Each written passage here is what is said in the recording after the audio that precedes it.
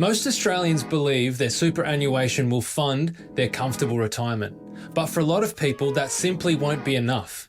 Because the reality of retirement today could mean 20 to 30 years of your life. And many Australians are retiring on far less money than you think you need. Which raises a really important question.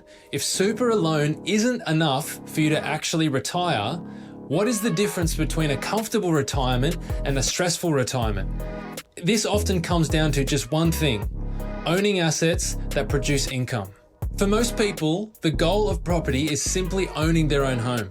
But owning a home doesn't produce income, it's a lifestyle asset. It's valuable, but it doesn't help you pay the groceries, or the electricity bill, or travel when you're in retirement. What actually funds your retirement is income-producing assets. Let's simplify the math. Imagine someone wants to live on about $80,000 per year in retirement, and they retire at the age of 65. If they live until 90, that's 25 years of income they need. That's about $2 million of income over retirement. Now, compare that to the average super balance for many Australians and when they retire. For many people, that number is far lower than they expect, which means relying on super alone can create a gap, and that gap is going to be uncomfortable.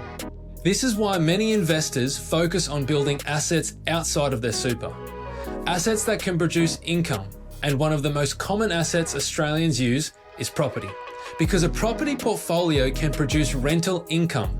And rental income can continue long after someone stops working. This is where rent vesting becomes very, very powerful. Instead of putting all of your money into a home to live in first, rent vesting allows people to focus on buying investment properties earlier. Those properties grow in value over time. That growth creates equity, and that equity allows investors to continue building their portfolio. Eventually, those properties can produce rental income, and that income can help fund retirement. This is why some investors do not rush to buy their dream home first, because they understand that the real goal is not owning property, the real goal is building income-producing assets.